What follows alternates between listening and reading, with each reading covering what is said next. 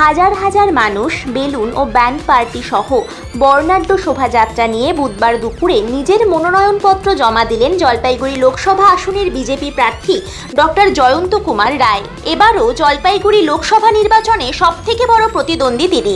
এদিন দলের জেলা সভাপতি সহ বিজেপি বিধায়ক ও নেতাদের সঙ্গে নিয়ে জেলা শাসকের দপ্তরে এসে মনোনয়নপত্র জমা দিয়েছেন বিজেপি প্রার্থী ডক্টর জয়ন্ত কুমার রায়। বিজেপি নেতাকর্মীরা এদিন মিলন সংঘ ময়দান থেকে শোভাযাত্রা নিয়ে গোটা জলপাইগুড়ি শহর পরিক্রমা করে জেলা নির্বাচন আধিকারিকের দপ্তরে এসে মনোনয়নপত্র জমা দিয়েছেন।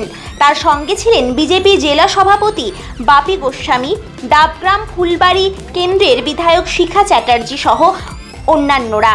অসংখ্য গেরুয়া বেলুন এবং পতাকার পাশাপাশি বিজেপির ব্যান্ড পার্টি বাজনায় মুখরিত হয় গোটা জলপাইগুড়ি শহর। News bureau, Jalpaiguri.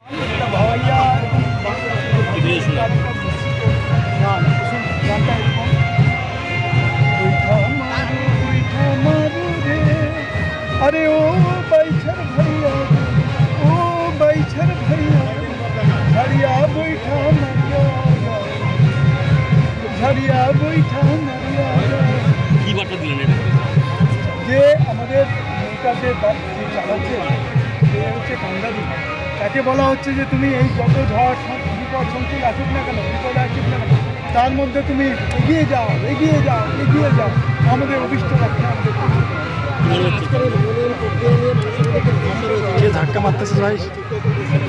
দেখুন কিছুটা আসলে যেহেতু সময়টা কম এবং কালকে দিনটা ছিল রং খেলার দিন, এখানে পরের দিনই হয় আবির খেলার পরের দিনই আমাদের হোলি খেলা হয় মূলত এবং সেইটা কথা মাথায় রেখে আমাদের যারা কর্মী তারা আসতে পারবেন না, এই জন্য তারা রিকোয়েস্ট করেছেন যে তো আমরা কিছুটা কাজ